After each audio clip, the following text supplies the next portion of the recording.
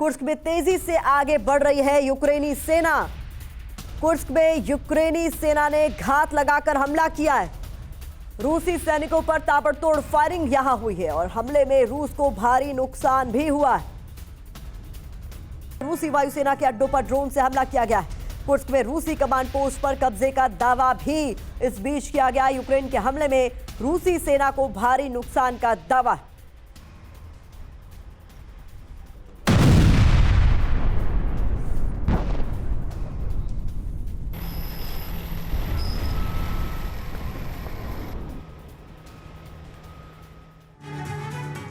तो इन तस्वीरों के साथ ही सबसे बड़ा सवाल जो सामने आ रहा है वो ये कि क्या रूस के हाथ से निकल जाएगा कुर्स्क? क्यों कह रहे हैं ऐसा, हम इसे समझिए जरा। युद्ध शुरू होने के बाद यूक्रेनी वायुसेना का सबसे बड़ा हमला इस इलाके में देखा गया है। कई मोर्चों से जवानों को हटाकर रूस ने कुर्स्क में तैनात किया है ताकि हालात को काबू में किया जा सके। यूक्रेनी हमलों का जवाब देने के लिए रूसी सेना की तैयारी इस बीच सामने आई है। यूक्रेनी सेना रूसी शहर कुर्स्क के काफी अंदर तक दाखिल हो चुकी है। यूक्रेन का कुर्स्क से 1000 वर्ग किलोमीटर इलाके पर कब्जे का दावा भी इस बीच सामने आया है। यूक्रेन ने 6 अगस्त को रूस के कुर्स्क इलाके पर हमले की शुरुआत की थी और लगातार वो आगे की ओर बढ़ता हुआ नजर आ रहा। तो क्या रूस के हाथ से कुर्स्क निकल जाएगा? ये बड़ा सवाल इसलिए क्योंकि लगातार एडवांस करती हुई यूक्रेनी फौज इस इलाके में नजर आ रही है और अब तक जिस तरीके की डिटेल्स मिल रही है ये हमले रुकते हुए नजर नहीं आ रहे हैं। कुर्स्क के 1000 वर्ग किलोमीटर इलाके पर कब्जे का दावा भी इस बीच यूक्रेनी फौज की तरफ से किया गया है और हालात पर काबू पाने के लिए रूस की तरफ से भी कोशिशें होती हुई दिख रही हैं, लेकिन वो कोशिशें फिलहाल नाकाम साबित हो रही हैं। बड़ी तादाद में अपने फौजियों को, अपने सैनिकों को रूस ने कुर्स्क में तैनात किया है, लेकिन जिस तरीके से लगातार यूक्रेनी फौज इस इलाके में बढ़त बनाए हुए है, सवाल यह है कि रूस के हाथ से क्या कुर्स्क निकल जाएगा। कई मोर्चों से जवानों को हटाकर रूस ने कुर्स्क में तैनात किया है ताकि स्थिति पर नियंत्रण उसका वापस हो सके। यूक्रेनी हमलों का जवाब देने के लिए रूसी सेना की भी तैयारी शुरू हो गई है।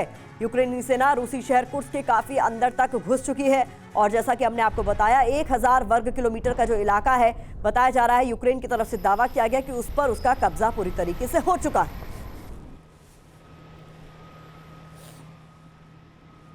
और इस बीच हमारे साथ बेहद खास मेहमान भी जुड़ चुके हैं। अचल मल्होत्रा सर पूर्व राजदूत हैं जिन्होंने हमें ज्वाइन कर लिया है। मेजर जनरल रिटायर्ड जीजी द्विवेदी डिफेंस एक्सपर्ट हमें ज्वाइन कर चुके हैं। कॉमोडोर रणजीत राय डिफेंस एक्सपर्ट हमें ज्वाइन कर चुके हैं। सर आप सभी का स्वागत है। एक कर आपका रुख करना चाहूंगी, लेकिन सबसे पहले जीजी द्विवेदी सर, जिस तरीके से यहाँ पर यूक्रेनी फौज कुर्स्क के इलाके में एडवांस करती हुई नजर आ रही है, भले ही उससे निपटने की तैयारियां रूस की तरफ से की जा रही है, कई मोर्चों से अपने सैनिकों को हटाकर यहाँ कुर्स्क में तैनात करती हुई भी रूसी फौज नजर आ रही है, लेकिन आप इस सिनेरियो को किस तरीके से देख रहे हैं? क्या होता हुआ आपको नजर आ रहा है?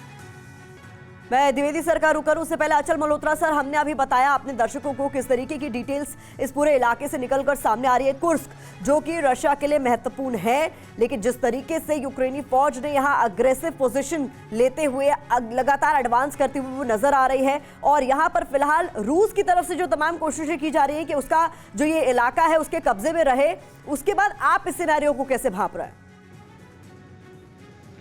देखिए, हमें समझने की ये ज़रूरत है कि यूक्रेन की इस समय 2 pronged अप्रोच है, जिससे कि उनके राष्ट्रपति ज़ेलेंस्की ने एक बार कहा था कुछ समय पहले, वो चाहते हैं कि रूस को युद्ध महसूस करे, यानी अब ये युद्ध जो होगा रशिया की ज़मीन पे भी होगा और नेटो की मदद से उन्हें मुझे लगता है कि काफ़ी हद तक सफलता मिली है, जो बॉर्डर क्रॉस करके वो कुर्स्क रीजन में पहुँच चुके हैं।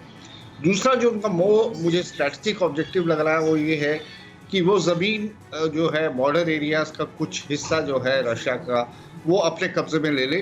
तो आने वाले समय में आज कल परसों जब कभी भी बातचीत की टेबल पे बैठेंगे तो रशिया भी तो इस समय 1/4 यूक्रेन की ज़मीन को अपने कब्जे में लेके बैठा है, तो नेगोशिएटिंग टेबल में फिर गिव एंड टेक की जो पोजीशन है वो यूक्रेन की स्ट्रांग हो जाएगी।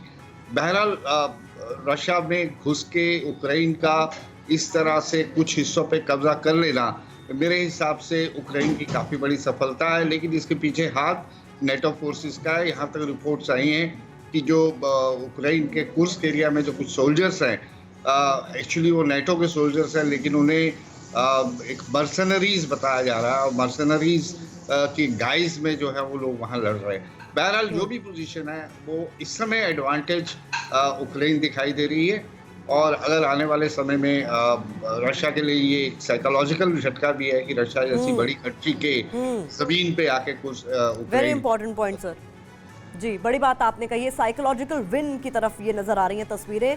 यूक्रेन ने जिस तरीके से इस पूरे युद्ध को रूस की धरती पर ले जाने की कोशिश की